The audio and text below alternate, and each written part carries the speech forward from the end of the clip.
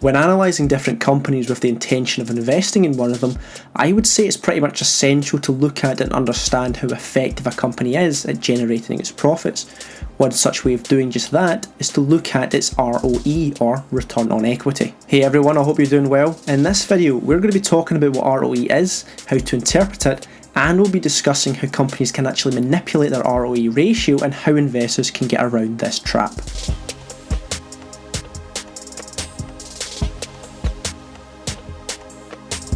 Just quickly before jumping in, if you like content like this and want to know more about the stock market, consider subscribing to the channel and put the notifications bell on so you never miss an upload. Return on equity, or ROE for short, is a financial ratio that measures a company's profitability. It measures how effective a company is at using its shareholders' equity to generate profit, and as such, is a relationship between net income and shareholders' equity. In other words, it shows how much profit a company generates for every $1 of shareholders' equity, and it can be used alongside ROE and ROI to help analyse a company's management effectiveness. But what are net income and shareholders' equity? Well, you can find a company's net income at the bottom of its income statement, and essentially it's just revenues minus any expenses or taxes. Shareholders' equity can be found on the balance sheet and is just the difference between assets and liabilities. ROE is a great tool investors can use to compare a company against its competitors within the same industry, as it shows the relative effectiveness of a company's use of its shareholders' equity. In turn, this allows investors to understand and analyse how much of a return they're getting on their investment. What this really means is that, say we have two companies who generate the same level of net income, you can use ROE to determine which company is more effective and thus would be the better investment. ROE can be calculated by dividing net income by shareholders' equity and multiplying by 100. Let's give an example. Say we have Nahar Finance and Capital plc, two financial consultancy firms. Both companies generated a net income of $20 million in 2019, but Nahar Finance had a shareholders' equity of $60 million, while Capital plc had a shareholders' equity of $80 million.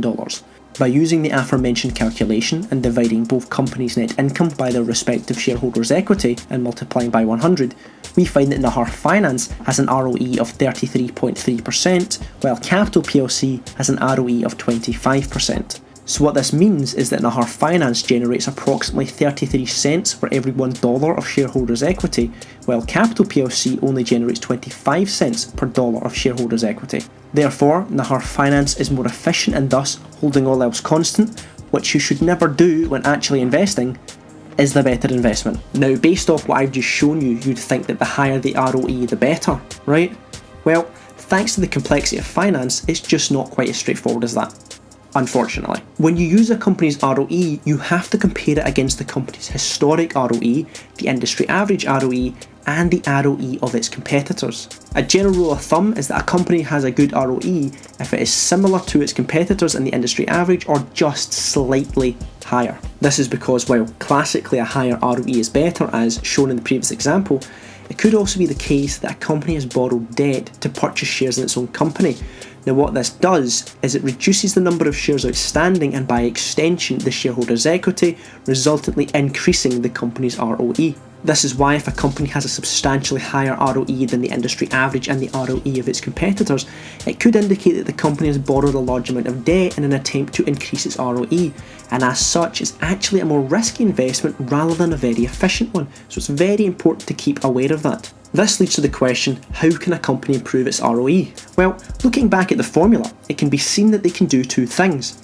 Either it can increase its net income, since that is the numerator, or decrease its shareholders' equity, since that is the denominator. A company can increase its net income by selling more units of products, selling a wider mix of products, increasing the selling price, and many more. A company can decrease its shareholders' equity by borrowing more debt and purchasing shares in its own company, which, as I discussed previously, is something investors need to be wary of. If a company can successfully achieve one or both of these changes, it will improve its ROE and, in some cases, become more attractive to investors. As always, I really hope you've enjoyed this video and learned something new. If you do like content like this and want to know more about the stock market, subscribe to the channel, and if you have any topics you'd like me to discuss in future videos, leave them in the comments below and I'll try my best to get to them. Thanks for watching.